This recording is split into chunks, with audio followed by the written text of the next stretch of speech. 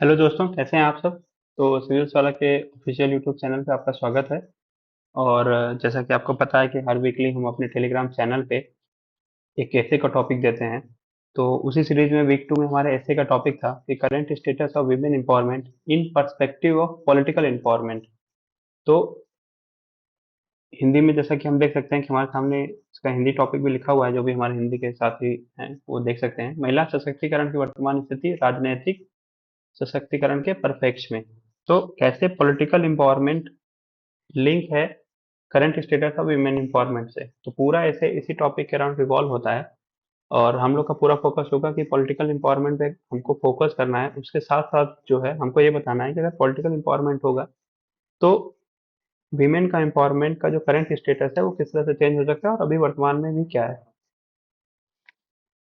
तो ये हमारे जो है टेलीग्राम का ऑफिशियल लोगो है। तो आप इस पे ज्वाइन होकर के जो है अपनी तैयारी को और बेहतर बना सकते हैं।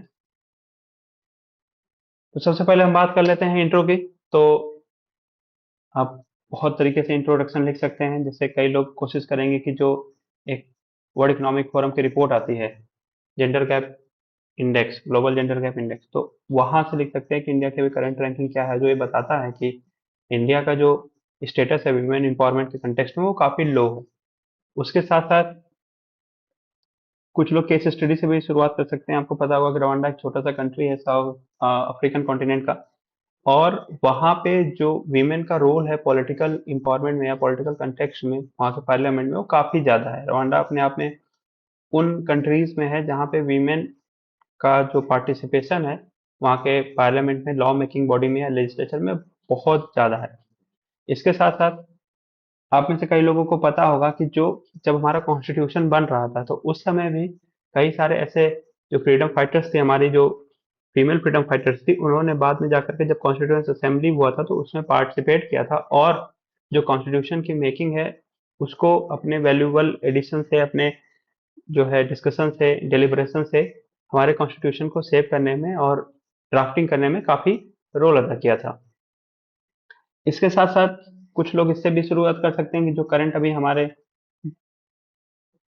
प्रेसिडेंट हैं श्रीमती द्रौपदी मुर्मू जी, वो खुद एक वीमेन है। तो हम बता सकते हैं कि अभी कैसे जो है इवन 1947 से लेकर के अभी तक सिर्फ हमारे सामने दो ही वीमेन प्रेसिडेंट रही हुई हैं, सिर्फ एक प्राइम मिनिस्टर रही हुई हैं। और उसके साथ साथ बहुत कम स्टेट हैं जहाँ पे वीमेन चीफ मिनिस्टर्स ने पॉलिटिकल जो अथॉरिटी है उसको एक्सरसाइज किया हुआ है।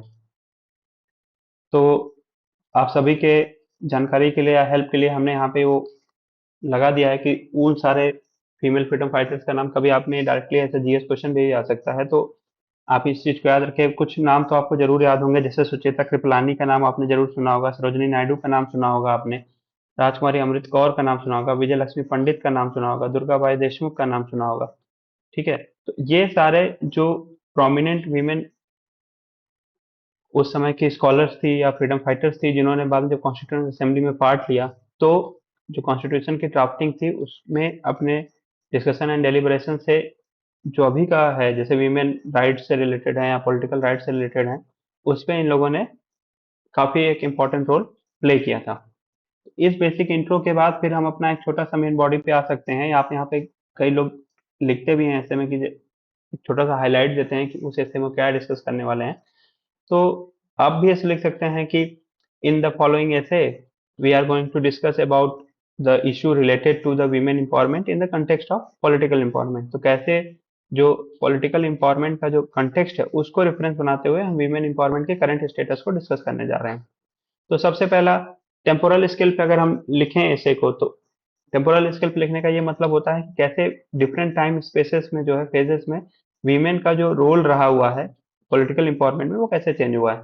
तो वैदिक सोसाइटी में आप सभी को पता होगा कि उस समय जो ऋग वैदिक सोसाइटी थी वहां पे सभा और समिति जैसे दो बॉडीज होती थी जो पॉलिटिकल रिलेशन से रिलेटेड थी, और उसमें वीमेन काफी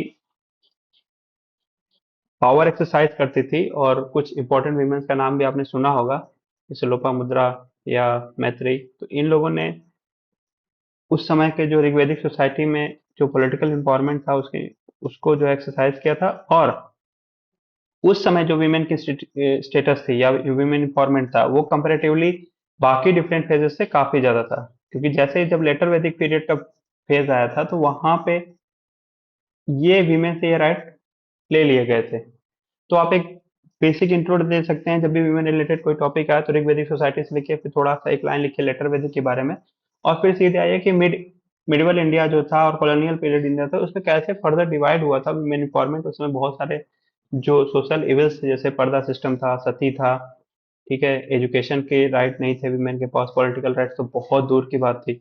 तो इस पूरे कंटेक्स्ट में वीमेन के साथ कैसा कैसा सिचुएशन उनको फेस करना पड़ा था, आप इसके बारे में एक छोटा सा पैराग्राफ लिख सकते हैं। उसके साथ साथ जब मॉडर्न इंडियन स्ट्रगल चल रहा था तो बहुत कुछ ऐसे नाम थे जो विमेन एम्पावरमेंट के जो रिलेशन थे उसमें उन्होंने अपना काफी अहम रोल अदा किया था। जैसे सरोजिनी नायडू थी, किदामिनी गांगुली का नाम बहुत फेमस आता था, जो पहली फीमेल थी जिन्होंने इंडियन नेशनल कांग्रेस में एड्रेस किया था और इवन राष्ट्रगान को भी गाया था। उसी तरह सुचित्रा कृपलानी भी थी जो बाद में जाकर के यूपी की पहली फीमेल सीएम भी बनी हुई थी। तो एक छोटा सा इंट्रो देने के बाद आप जब मेन बॉडी में आएंगे तो अब आप वहां से पॉलिटिकल कंटेक्स्ट को थीम बनाते हुए पहले आप पॉलिटिकल कंटेक्स्ट के बारे में लिखेंगे, करंट का जो पॉलिटिकल कंटेक्स्ट है वो वीमेन का वो किस तरह से शेप हुआ है। तो जब अगर हम करंट की बात करें तो एक छोटा पैराग्राफ आप लिख सकते हैं कि ये इलेक्शन ईयर है 2024, जहाँ पे नेशनल इलेक्शन भी होने वाले हैं और साथ ही साथ कई स्टेट्स में भी इलेक्शन होने वाले हैं। तो सबसे पहला पॉलिटिकल इंपॉर्मेंट जो वीमेन के लिए आता है वो इंडिविजुअल लेवल पर आता है, और इंडिविजुअल लेवल पर आता है उनका जो यूनिवर्सल एडल्ट फ्रेंचाइजी है उससे वोटिंग राइट का, कि उनके पास क्या अथॉरिटी है कि वो अपने वोट को कैसे एक्सरसाइज करें, क्या वो खुद से एक्सरसाइज करती हैं या फिर वो गाइडेड होती हैं जो फैमिली या जो घर के मेल मेल जो डिसीजन मेकर होते हैं उनसे गाइडेड होकर के वो वोटिंग अपना एक्सरसाइज करती हैं। क्योंकि वोट को एक्सरसाइज करना भी एक तरह से अपना पॉलिटिकल इंपावरमेंट का एक फंडामेंटल पार्ट है, एक एस्पेक्ट है। उसके बाद सेंट्रल लेवल पर आते हैं हम। सेंट्रल लेवल पर हम डिस्कस कर सकते हैं कि कैसे वीमेन जो एमपीज हैं वो बहुत कम है, हार्डली 12 to 14% है। भले प्राइम मिनिस्टर सॉरी प्रेसिडेंट अभी हमारे देश की एक फीमेल है, वीमेन है, लेकिन 1947 से लेकर के अभी तक देखें तो वही अभी सिर्फ दो फीमेल हमको प्रेसिडेंट मिल पाई हैं, और इवन आयरॉनिकली सिर्फ एक इंदिरा गांधी जी थी जो प्राइम मिनिस्टर रही हुई हैं। एक कॉन्सेप्ट आपने सुना होगा ग्लास सीलिंग का। तो जनरली जो इंडिया का पॉलिटिकल इन्वायरमेंट है वहां पे ग्लास सीलिंग का कॉन्सेप्ट अप्लाई होता है कि जो वीमेन है वैसे तो कोई बैरियर विजिबल सेंस में नहीं दिखाई देता, लेकिन फिर भी हायर पोजीशन पे आप देखिएगा तो बहुत कम ऐसे आपको एग्जांपल्स मिलेंगे जहां पे वीमेन पॉलिटिकली इंपावर है और अपने राइट को एक्सरसाइज कर रही है। इसी कंटेक्स्ट में अभी गवर्नमेंट रिसेंटली एक वीमेन रिजर्वेशन बिल लेकर के आई है जो इंश्योर करती है कि 1/3 वीमेन के लिए रिजर्वेशन होगा एट एमपी इलेक्शंस में, जिसको वय वंदन करके नाम भी दिया गया है। इसके बाद आप लिख सकते हैं कि स्टेट में क्या अभी करंट सिचुएशन है। तो स्टेट में जैसे कुछ वेस्ट बंगाल हो गया जहाँ पे अभी एक वीमेन सीएम है। उसके बाद अगर कोई और एग्जांपल आपके पास पास हो तो आप उसको भी लिख सकते हैं। यूपी के कंटेक्स्ट में आप लिख सकते हैं कि कैसे सुचेता कृपलानी जो थी, फिर उसके बाद मायावती जी भी थी, वो एक चीफ मिनिस्टर रह चुकी हैं यहाँ पे।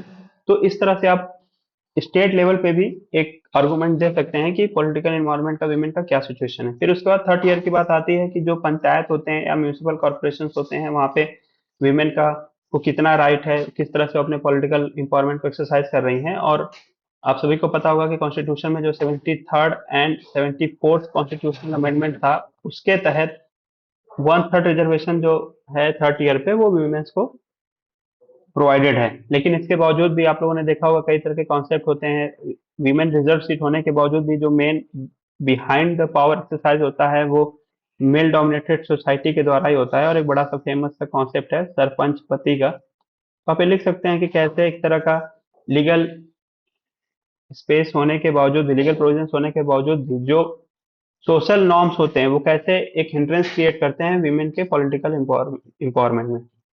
फिर उसके बाद आप डिस्कस कर सकते हैं कि वाई लो इम्पावरमेंट, तो क्यों लो इम्पावरमेंट है। इतने सारे लीगल्स हैं, रिजर्वेशन भी है, अभी काफी हद तक जो है एजुकेशन भी इम्प्रूव हो चुका है, लेकिन फिर भी अगर आप देखेंगे तो वीमेन के कंटेक्स्ट में जो इम्पावरमेंट है, चाहे वो सोशल हो, चाहे इकोनॉमिक हो, चाहे हेल्थ के एस्पेक्ट में हो, या पॉलिटिकल हो, वो बहुत कम है। तो आप सभी को पता होगा कि ये सोशल जो कस्टम्स है हमारे, जो पैट्रियार्कल सोसाइटी है, अभी भी कई ऐसे क्षेत्र हैं जहाँ पे एजुकेशन का लेवल उतना अच्छा नहीं रहा हुआ है। फिर क्रिमिनलाइजेशन ऑफ पॉलिटिक्स भी है, जिसके तहत वीमेन का जो पॉलिटिकल एम्पावरमेंट ठीक तरह से नहीं हो पा रहा है।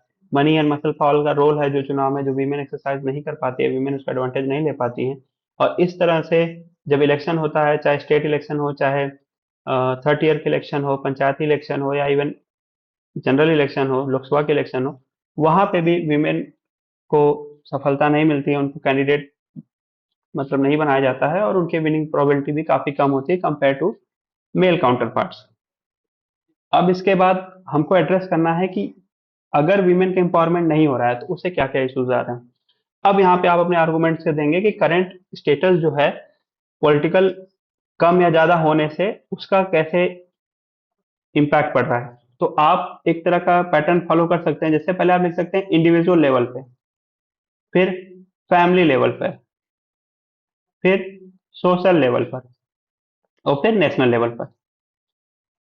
तो आप ये इतने सारे पॉइंट्स को दिमाग में रखते हुए आप ये अपने आर्गुमेंट्स को प्रेजेंट कर सकते हैं कि विमेन का एम्पावरमेंट कितना है कितना नहीं है। जैसे अभी बहुत एक फेमस था कि एबॉर्शन राइट्स पे, तो एबॉर्शन राइट्स पे विमेन का कितना राइट है या नहीं है।